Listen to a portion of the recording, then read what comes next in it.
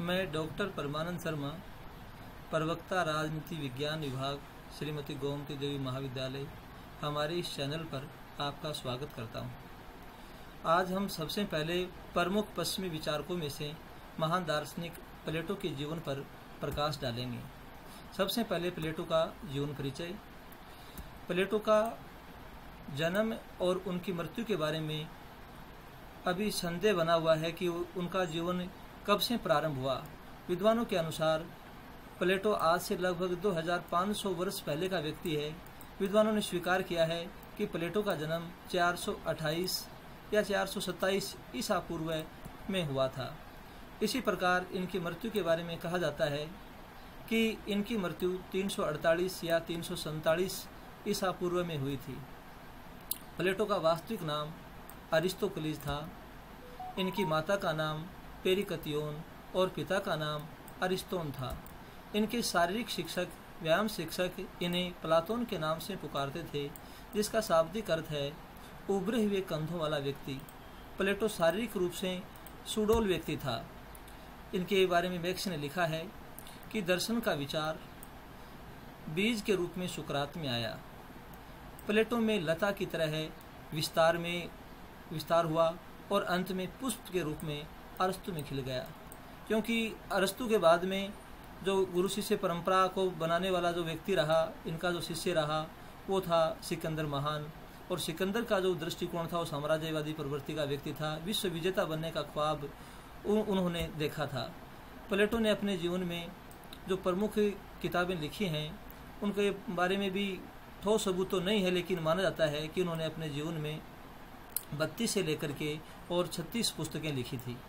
सबसे पहले उन्होंने रिपब्लिक जो जीवन के प्रारंभिक काल में लिखी, उसके बाद में स्टेटसमैन इन्होंने अपने जीवन के मध्यकाल में लिखी, और लॉज ये उन्होंने अपने जीवन के अंतिम काल में लिखी। इसके अलावा जो पुस्तकें लिखी गई वो क्रीटो, प्रोटोगारस, यूथिफ्रो।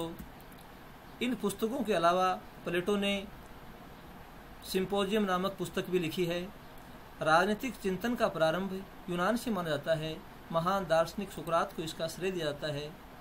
इसी परंपरा में गुरु शिष्य परंपरा के 3 सोपान माने जाते हैं। पहला सोपान सुकरात, दूसरा प्लेटो और तीसरा अरस्तु।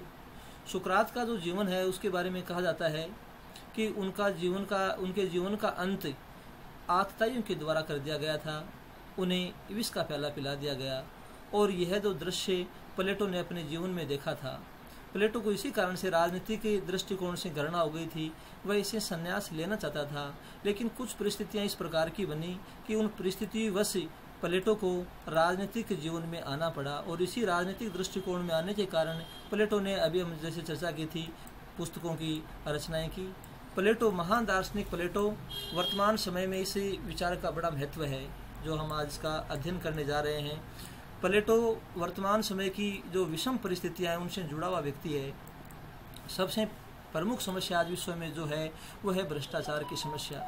प्लेटो का विश्वास था कि भ्रष्टाचार से हम बहुत आसानी से मुक्त हो सकते हैं, और इसीलिए उसने आगे चल करके अपने विचारों में जो सिद्धांत दिया वो था साम्यवादी सिद्धांत। क्योंकि प्लेटो का ये विश्वास रहा है कि जो शासक लोग हैं उन्हें कंचन और कामिनी इनके मोह से अलग रखना होगा, पृथक रखना होगा, और अपने साम्यवादी सिद्धांतों में उन्होंने एक राज्य परिवार की विवेचना की है। जब हम साम्यवादी सिद्धांत को पढ़ेंगे तब उसके बारे में हम जानेंगे। प्लेटो के बाद में अरस्तु का जो जीवन है वो राजनीति विज्ञान से का जो एक वास्तविक जीवन है उससे प्रारंभ माना जाता है, और राजनीति विज्ञान का जनक होने का श्रेय अरस्तु को दिया जाता है। प्लेटो के जो प्रमुख सिद्धांत है जिनकी हम आगे विवेचना करेंगे वह उनका आदर्श राज्य का सिद्धांत, उनका न्याय सिद्धांत, उनका शिक्षा सिद्धांत, उनका साम्यवादी सिद्धांत। इन चारों सिद्धांतों में प्लेटो ने अपने विचारों को बहुत बखूबी से समझाने का प्रयास किया है।